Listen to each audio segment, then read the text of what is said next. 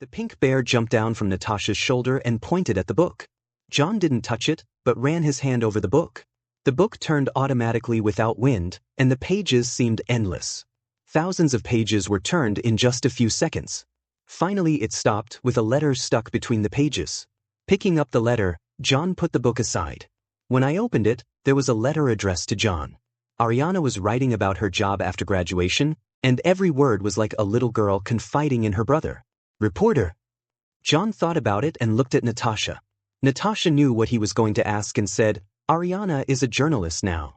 She often appears in those war zones to report. I never thought that my sister would become a reporter.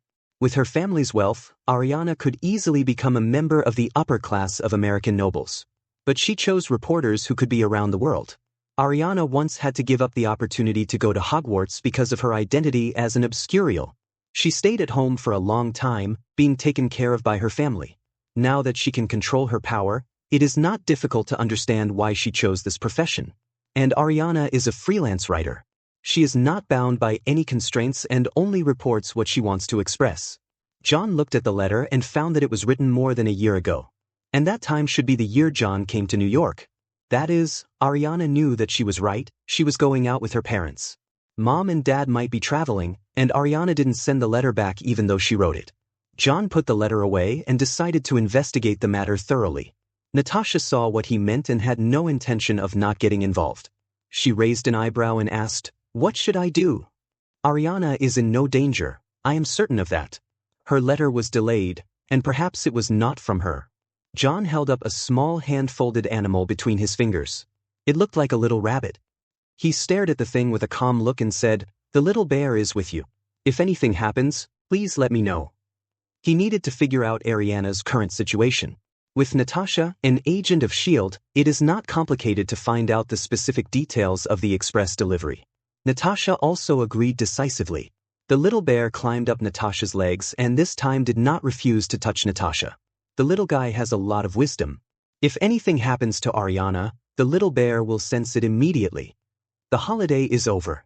With May's farewell, Peter goes back to school. As soon as he left, May couldn't wait to put away the evil board game set. His not-so-strong body burst out with amazing strength, and he moved the box shaped like a Saint Seiya, which contained an entire Mount Creation, to the warehouse and hid it. May was already afraid of being a god to two kids who were obsessed with playing games. This game not only uses game coins, but you can also pay with cash. May didn't even know how the inventor of this thing came up with it. Peter, who was at school, naturally didn't know that his games had been put away. He and Ned were in the same school, and they had beaten up the school bully last time. I don't know who spread the rumor, but some people say that Peter has an underground gangster godfather. Ned, the silly boy, even foolishly asked if Peter knew how to kiss the ring. Peter wasn't sure about that either. It seems John actually does have a ring after all. But when did I have a godfather? The school they attend is not bad. Although it is not an aristocratic school, the teachers are also very responsible. The Dean of Studies, with his bald head on, was scolding the students running around in the corridor. When he saw Peter, he gave a kind smile. Anyone would smile when seeing the person who replaced all the desks and chairs in the school. The school leaders have all heard about the Future Talent Fund established by Taran Industries and Midtown High School. That project has tens of billions of dollars in funding. The Dean of Studies learned last time that Peter's godfather was the famous John Wick. Only then did he realize that there was a phoenix egg in the school. Thinking of this, even the few remaining hairs on the dean's bald head took on a kind and benevolent expression. But he didn't know how hurtful it would be for a person like him who usually taught students in school to suddenly show a lewd smile to a child. Ned's whole body trembled, and even the few pounds of fat on his belly began to wave. He approached Peter and whispered, "What have you been caught with recently?" Peter shook his head rapidly and frantically denied being caught. "I clearly didn't do anything and didn't take the materials from chemistry class home. Did someone complain to the dean?" Peter had been feeling a little restless all day. His teachers looked at him as if he were some extraordinary being. The math teacher asked cryptically, assuming that he needed a gadget to clean up animals, how much would it cost to buy it? Peter was so scared that he ran away. How did he know he could buy it? It was different having a godfather, and as Peter went through the day, everyone except Ned kept their distance from him. Ned didn't think it was bad. On the contrary, he thought it was really cool and spicy. Especially since he knew that John was a wizard godfather. How could it not be cool? Peter was at a loss for words. If you've ever run with him in the morning, you'll know how bad he is. How bad can it be? Peter didn't notice the difference in pitch. He continued, his greatest pleasure is bullying people, and he always likes to throw people like shot puts. The worst thing is that every time he comes to my house, he takes apart my Lego. Peter was getting more and more angry. He kicked the trash can and said, he must have done it on purpose. Well, I did do it on purpose. A familiar voice sounded, and Peter reacted, his body stiff as a frightened groundhog. Ned swallowed hard, trying to leave his good brother behind. My grandma baked some burritos. I have to go back and eat them. John smiled and said, don't worry, you can eat the burrito anytime. He placed his hands on the shoulders of the two students and said with a smile, why don't we go enjoy the sea breeze and the scenery? The little guys' bodies refused, but unfortunately the big devil was the big devil because he was unreasonable. There is Peter on the left and Ned on the right. John wondered when he could find another duh so that he could have 3 Detsy in total. What he said about taking the two of them to see the sea was indeed correct. Standing on the shore, the sea breeze blows on my cheeks. Well, if it weren't so freezing cold, it might feel refreshing. But Peter and Ned just felt like they were about to freeze into popsicles. They rubbed their hands together and glanced furtively at John. The two exchanged glances, discussing who should speak first, and almost got into a fight. John held each head in his hand and pushed them away. He squinted his eyes and scanned the sea in front of him. Fisk, who was supposed to stay in the hotel, appeared at sea. Fisk is meeting someone. It seems Killian's death has disturbed him. John did not forget that among the people who assassinated his parents, there was still one who had not appeared. On a ship at sea. There's nothing better than the sea to hide from view. When Fisk came out of the hotel, there were not many people whom he took so seriously. He came up on the yacht and his eyes fell on the man opposite him. Killian is dead, you can take over everything that happened to him. The man who came was a businessman, but businessman was not his entire identity. Fisk, the former overlord of Hell's Kitchen, seemed like a younger brother who could be arranged at will in that man's tone. A cold light flashed in Fisk's eyes. How could such an ambitious man be willing to be inferior to others? It's just a temporary hibernation. He never expected that Killian, who was supposed to continue cooperating with him, would die overnight. Fortunately, I had successfully made arrangements during the time when Mandarin appeared. Today's Hell's Kitchen doesn't seem to have changed much on the surface, but in fact those gangs have been conquered by him again. Through the FBI, a legal force, he will eliminate all those who are dissatisfied with him or are his enemies. The FBI team responsible for monitoring him has been bribed. Except for Ray and Dax, he had something on everyone else. Although the FBI pays well, those people's loans and families are their weaknesses. Fisk had already bribed the FBI through his former bank to gain control. For those who are unwilling to accept bribes, he will use their most cherished family members as a weak point to force them to go along with him. As for the remaining 2 FBI agents, Lay is not a big problem.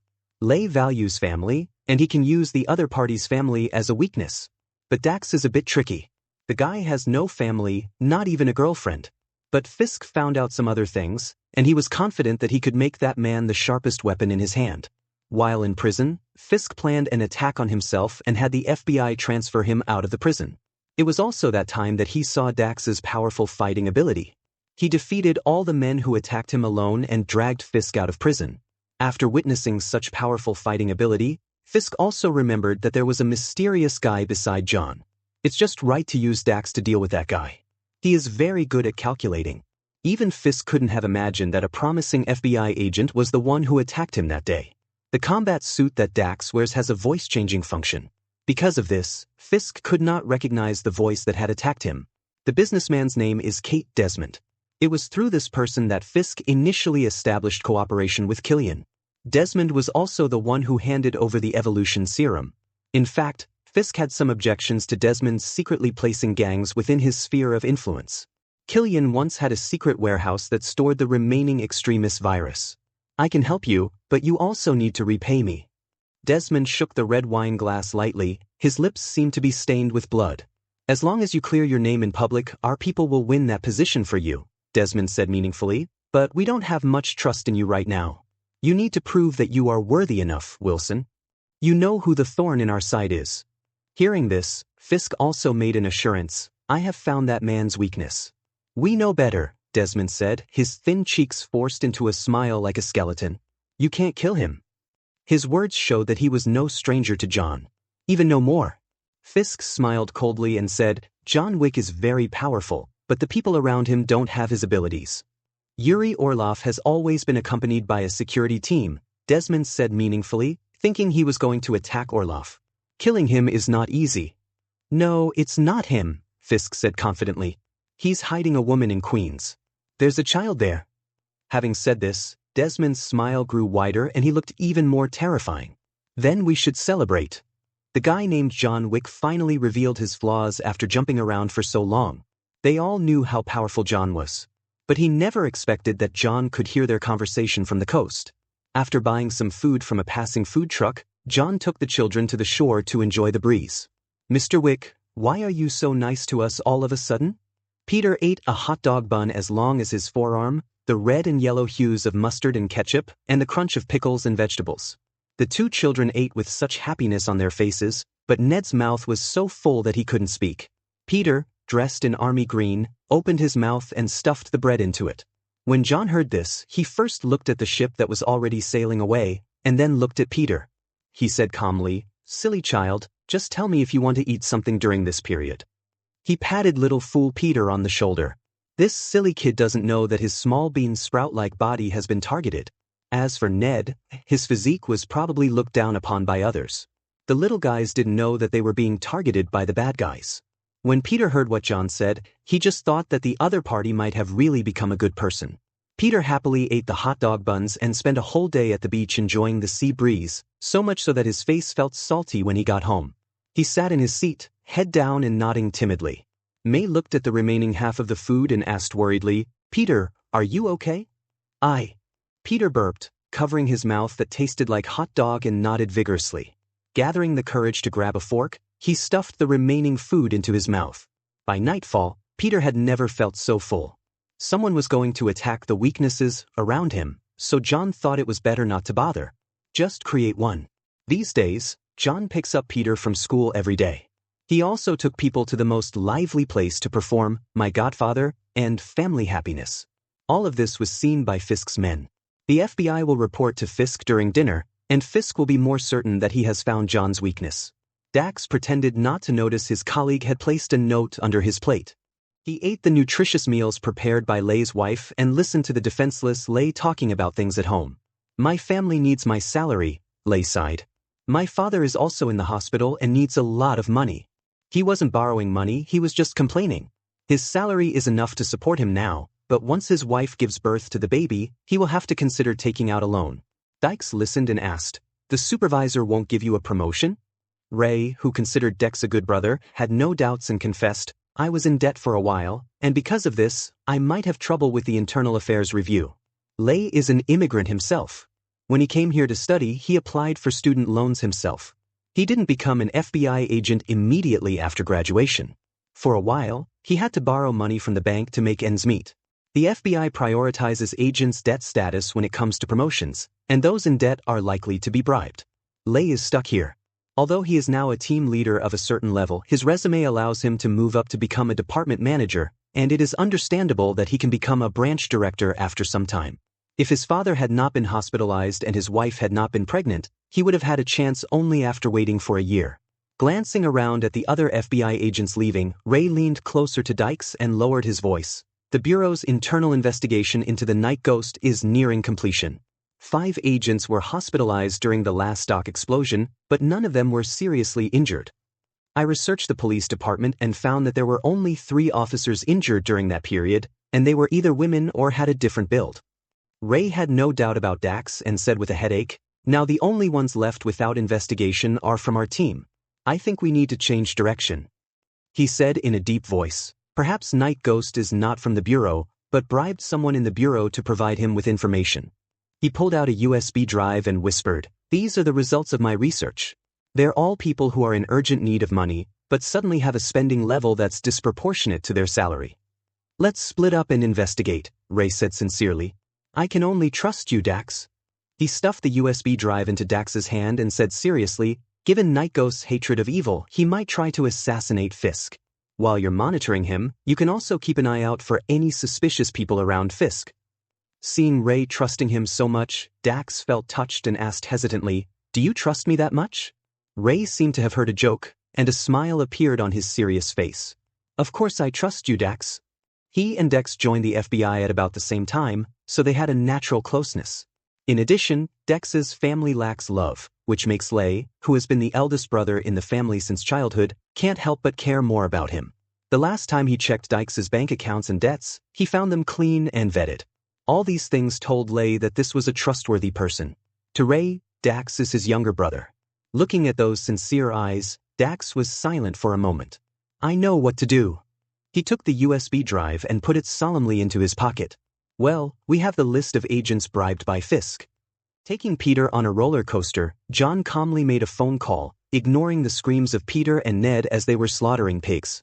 The investigation has clarified that the owner of the ship is Kate Desmond, the owner of a ship leasing company with interests in energy and several medical companies. Hutty on the other end of the phone has already found the person through the information given by John. That guy disappeared for a while. He was German and joined an organization called the Mitt Brotherhood when he was in college. In Western universities, it is popular for them to form fraternities. Not everyone can enter this place.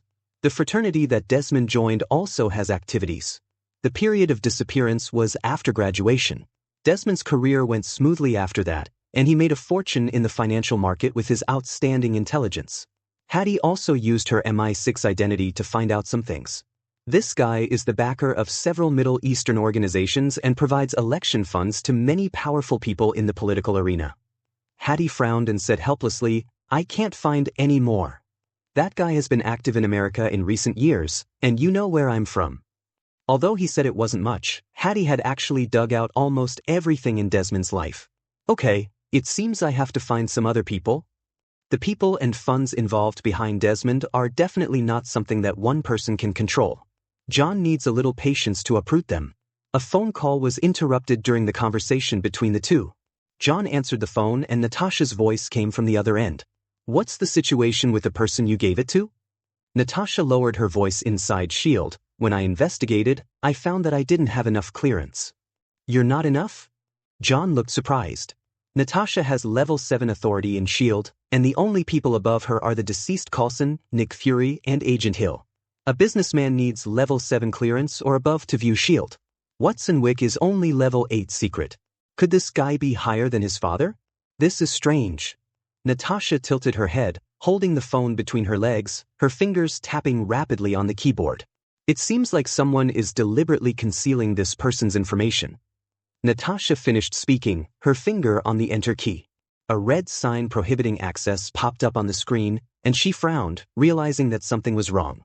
Unless Nick Fury deliberately hid Desmond's information. No, that's not right. Fury isn't the only one who can do it. The former director can also do it. Natasha seemed to have discovered something extraordinary. She said in a serious tone, "I will investigate thoroughly. Don't alert the enemy." After that, she hung up the phone and turned to look behind her. Barton leaned against the door frame, took a bite of a handful of nuts, and asked, "Need help?" In S.H.I.E.L.D., the person Natasha trusts most is Barton. And the person Barton trusts the most is also Natasha. He witnessed Natasha trying to access information beyond her authority but did not say anything. Instead, he asked if she needed help. Hearing this, Natasha said, "I don't want to involve you." "Me?" Barton smiled. "It's us, Xiaona." Natasha felt a warm feeling inside. She could trust Barton at any time. Except for the last time when he was controlled by Loki. Leaving Desmond's affairs to Natasha, Fisk soon noticed that John frequently took Peter to show off his father-son love. Fisk watched the harmonious scene between the father and son in the video, which made his hatred even stronger. If it weren't for John, he would be with Vanessa right now.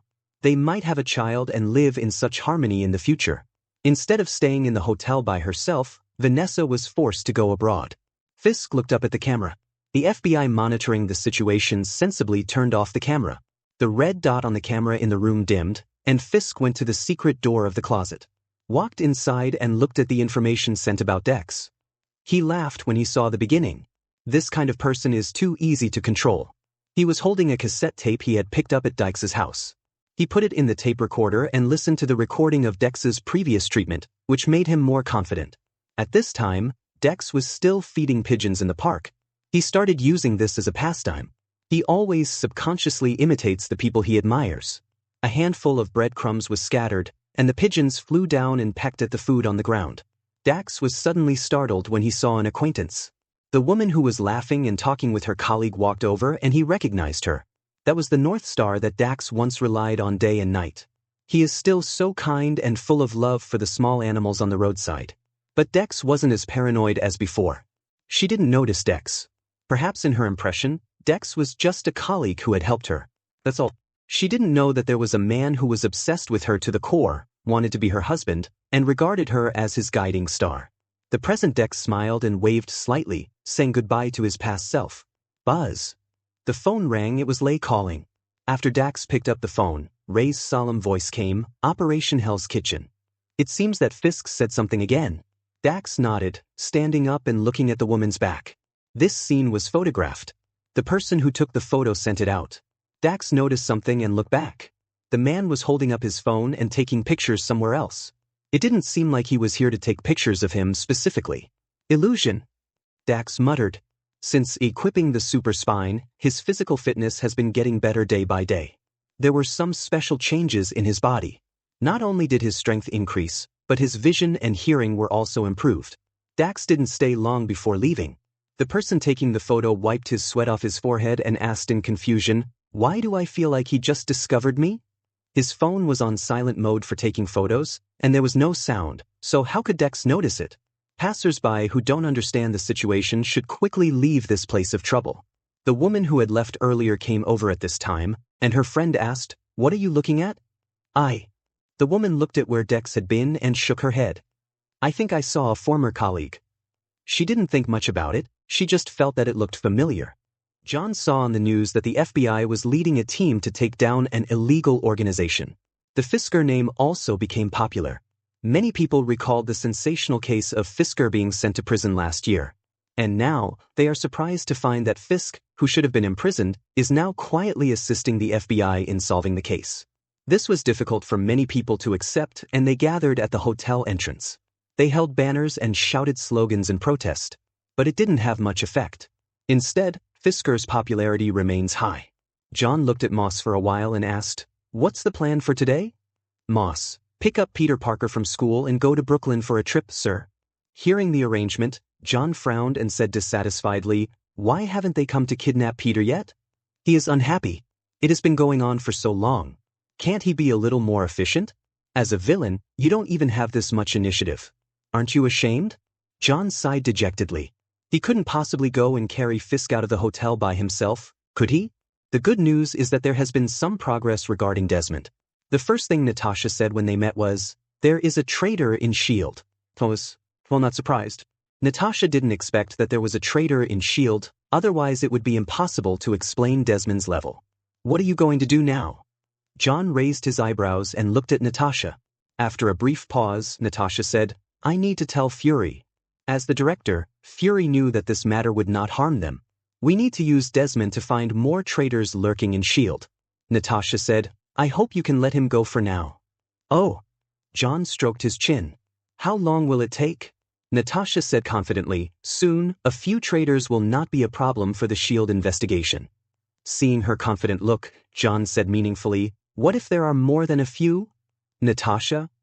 How many traitors can there be in S.H.I.E.L.D.? John smiled meaningfully and said, "That's not necessarily the case. After all, the previous organization was full of enemy undercover agents, and it was still called a winery. Peter has been living a happy life recently, eating and drinking every day, and his bean sprout body has become thicker. It's different from my little friend Ned. He has successfully evolved from a little fat boy to a little fat boy who has gained 20 pounds. My weight has skyrocketed, and the fat on my belly trembles when I walk."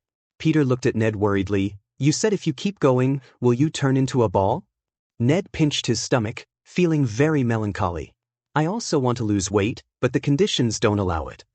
"How about we build Lego? That way you won't be asked to go out for food." John's enthusiasm for feeding put a huge burden on the children. Although very happy, but also healthier. Ned now eats a lot of meat and fish outside every day, And when he comes home, his grandmother almost has to pull some grass from the lawn for him as dinner. Even Peter was annoyed by it, and May gave him a death stare and told him not to eat so much outside food. After school that day, they were sneaking around, carefully watching to see if John was there. They were very surprised to find that John was not there. Finally, I can go home and have a normal dinner. Ned cheered as if he had no food at home, which earned him sympathetic looks from his classmates. Peter was also very happy and chatted nonstop with Ned all the way. He didn't even notice he was being followed. As the saying goes, the Godfather's love is like a mountain collapsing. Peter returned home and ate the cheese pasta that he and May had been eating for 3 weeks. Someone kicked the door open, rushed in and kidnapped the 2 men. May wanted to shout for help, but a towel was covered over her mouth and she passed out. Peter pounced like a little lion and punched the guy who was holding him down. The man bared his teeth and said, "You're quite strong." Then, like May, Peter passed out. The 2 people were packed up and taken into the car. The man in the car wearing gold-rimmed glasses looked indifferently at the 2 people who were tied up and brought in. He picked up his phone to notify Fisk. "The man has been caught. Bring the men to Hell's Kitchen." The man was Fisk's right-hand man. He was and is. Wesley nodded at Fisk's instruction. The car was heading towards Hell's Kitchen, and he knew where he was going. It was an unfinished building. This was supposed to be a territory of United Construction, but because of Fisker's incident, it became an unfinished project. Fisk wanted to stand up again where he failed. He was already standing on a building with ventilation on all sides, looking at the entire Hell's Kitchen. "Hell's Kitchen, your king is back."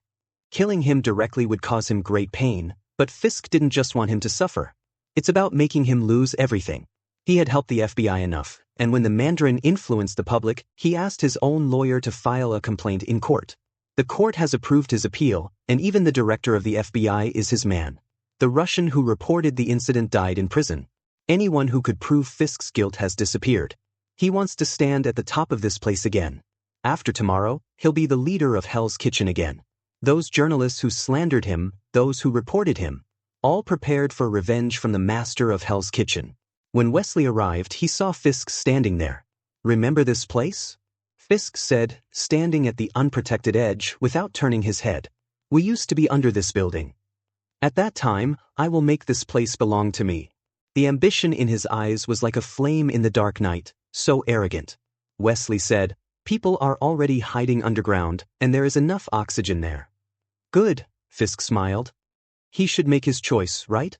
Last time at the Continental Hotel, the 2 of them were forced to make a choice. This time, he's going to let John Wick make the choice. Are you going to stop me and watch the death happen, or search everything and find the person?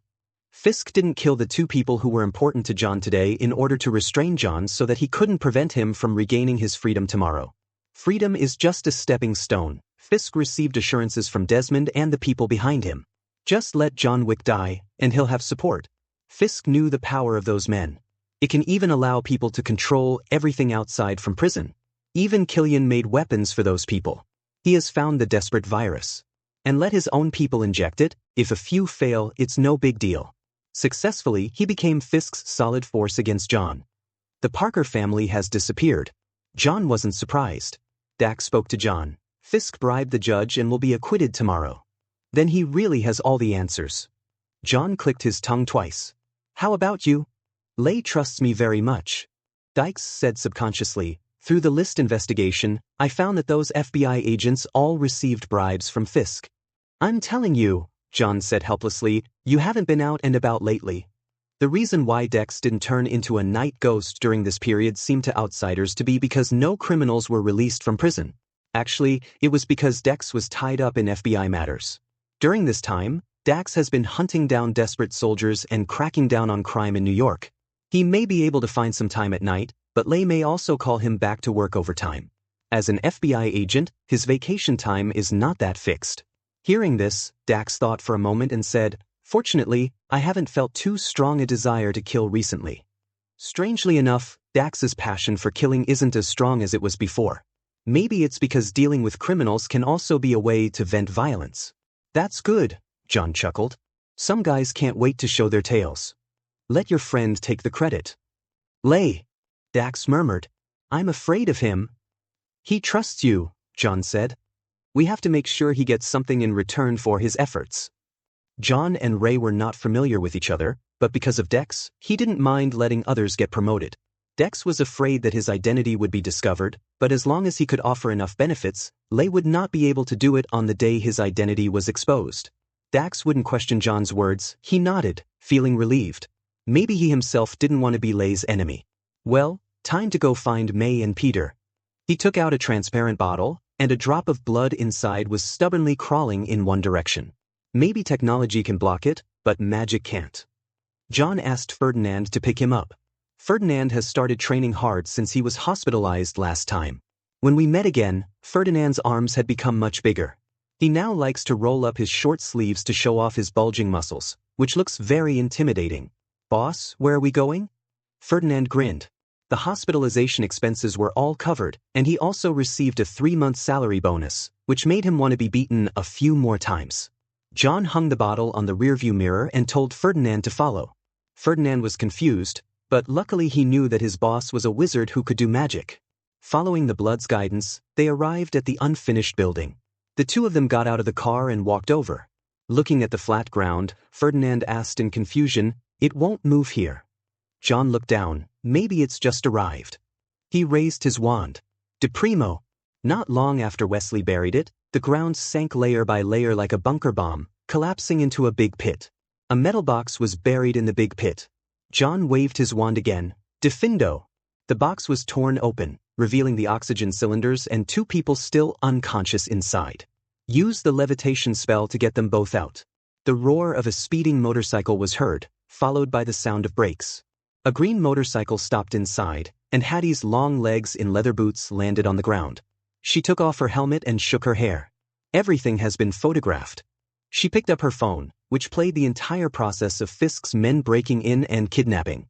Hattie placed a bug in the car and recorded all conversations. John asked casually, "I remember there was a big screen near the courthouse." Hattie understood what he meant instantly. John smiled and said, "Give him a gift tomorrow. Consider it a gift for being released from prison." As the former king of Hell's Kitchen, Wilson Fisk is no fool. On the contrary, he is very smart.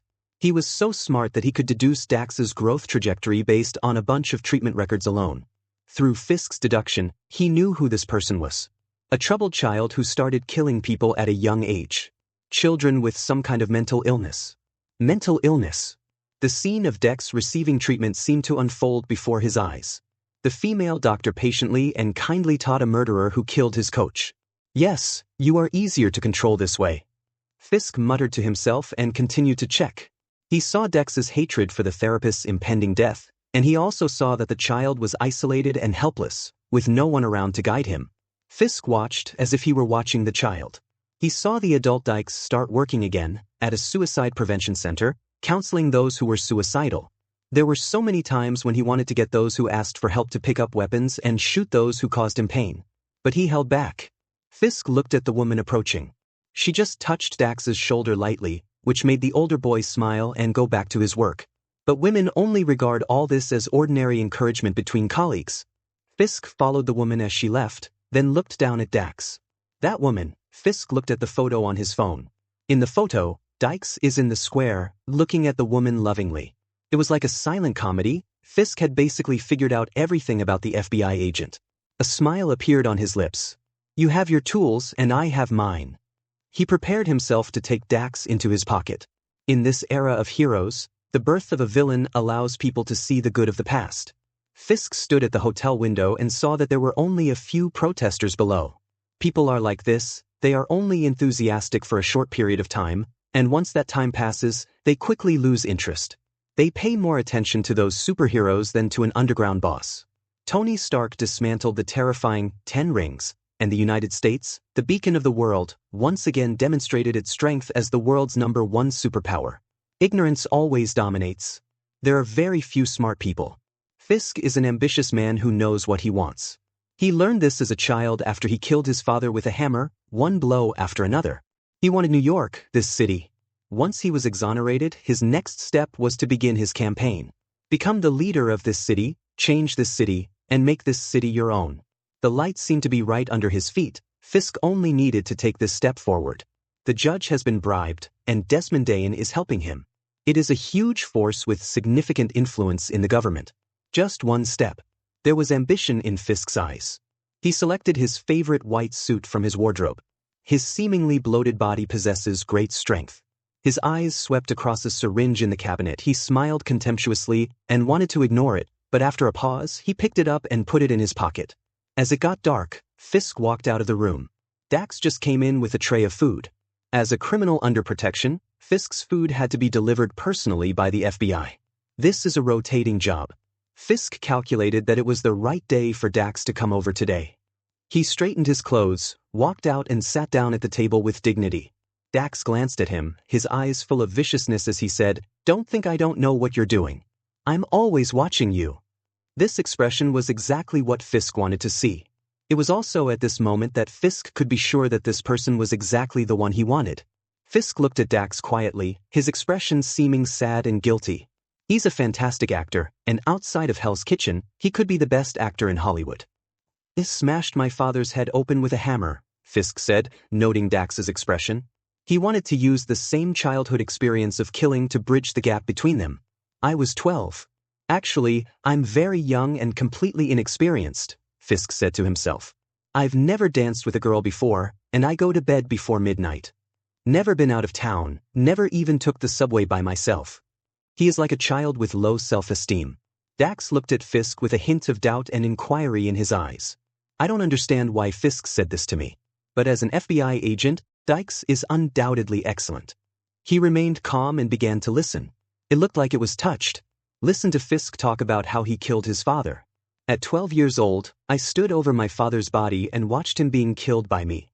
He looked into Dax's eyes and stood up from his seat so that he was eye level with Dax. "That feeling, that moment I felt," Fisk said, recalling himself, "that this is something you're familiar with." Dax's pupils constricted. When Fisk saw this scene, he knew that he was right. The person in front of me is a natural villain. What suits him best is not to become an FBI agent, but to become a handy tool. You were taught to hide your true self. You made yourself into something the world could tolerate. Fisk added, "A soldier fulfilling a patriotic mission, an FBI sniper. A considerate companion of a kind young lady." He was so engrossed in his words that he didn't even notice the strange expression on Dax's face at that moment. Young lady? Could it be Julie? Fisk doesn't know that Julie is no longer Dax's North Star. The feelings he once had for Julie had already disappeared the day he lost everything. His dependence on Julie was nothing more than a desire to find someone to guide him and to restrain his inner desire. That's not love. This is what he learned later. Hide yourself? The Dex who was suppressing himself has disappeared, and now he has transformed into a night ghost. While killing, he accepted the words of praise. He has the sun as his guide. How could I get lost in direction? Perhaps these words were useful to Dex before, but now that there are new guidelines, how could Dex be moved? It's just an ineffective conquest. Fisk over there was still talking to himself. She will never understand you. Fisk wanted to make Dax understand that people like him can only hold on to themselves. This society won't understand you either. It punishes people like you. Fisk looked deep into Dax's eyes and said sincerely, "People like us. We are the same kind." This is what Fisk wanted to say. Dax understood.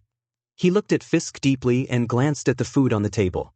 Dax hooked his fingers around the raised edge of the tray and slowly pulled it to the edge, letting the food fall to the floor. He turned and left. It was really bad luck to listen to a fool trying to move him. Fisk put his hands behind his back and looked at the situation intently. He felt stable. Julie returns home after meeting Dax. As soon as she opened the door, she saw the decorators laying plastic film there. "You are..." Call out.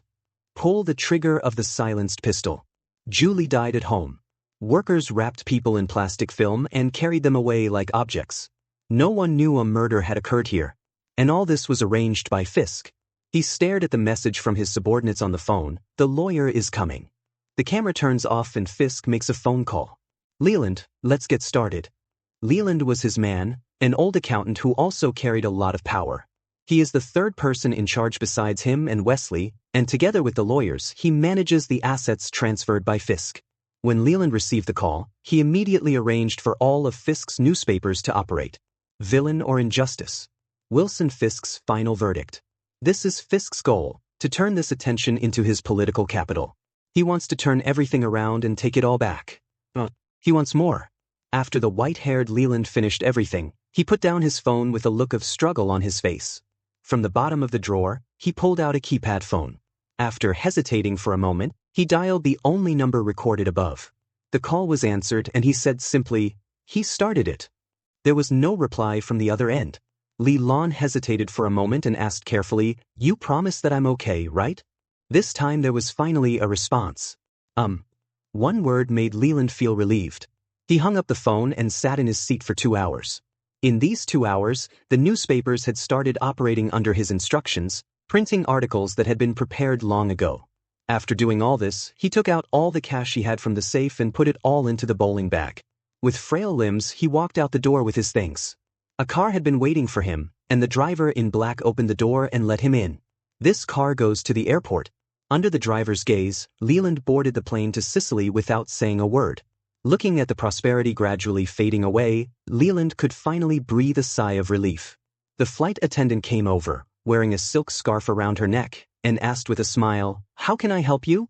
"It would be best with champagne," Leland said. The much-anticipated day finally arrived. Afternoon. Fisk was personally escorted by the FBI to the court for sentencing. The crowd and reporters gathered in front of the court, holding signs and loudly protesting against Fisk. Fisk turned a deaf ear to him. He looked at Dex, who was not there, and asked the FBI agent he had bribed, "Where did he go?" "Dex? I don't know, he's on leave." "Hey." Lay pointed at the agent and said angrily, "You don't have to explain to a criminal." The agent apologized repeatedly, but in fact he didn't take it seriously. Lay also felt a little irritated. Something happened at home, but he had to protect a criminal here. Being conscientious, he didn't think Fisk would be acquitted. But he didn't know that not everyone was as upright as he was. Judges are also human beings and they have weaknesses. The jury together with the judge is a group of innocent and weak people. They have neither the opportunity nor the ability to refuse something. When Fisk walked inside, Fisk's eyes swept over the jury one by one, and those he saw lowered their heads. The lawyer was spitting and speaking passionately about his employer, who was fighting to make the world a better place. It's some villains, those underground forces with complex connections, who want to destroy this person. The lawyer said, "That man's family is the biggest cancer in the world." Wilson Fisk went against him and became a victim of this battle. The judge banged the gavel, signaling silence, and asked, "Who is that person you're talking about?" "He has untold wealth and is the largest mafia, using harm as a means of trade and circulating it around the world." "He is..." The lawyer looked around and said the name aloud. "John Wick." The voice fell. The entire court was quiet. The lawyer sat down leisurely. Lay inexplicably felt uneasy and looked at his watch. He didn't know why Dex had asked for leave today. But the judge's attitude today and the jury's silence made him uneasy. After the jury's unanimous verdict, "This judge hereby declares," the judge looked at Fisk. "Wilson Fisk is not guilty of the charges previously brought against him. Acquitted." The gavel fell and Lay's eyes widened, unable to believe the decision. Fisk smiled. Everything started to turn around.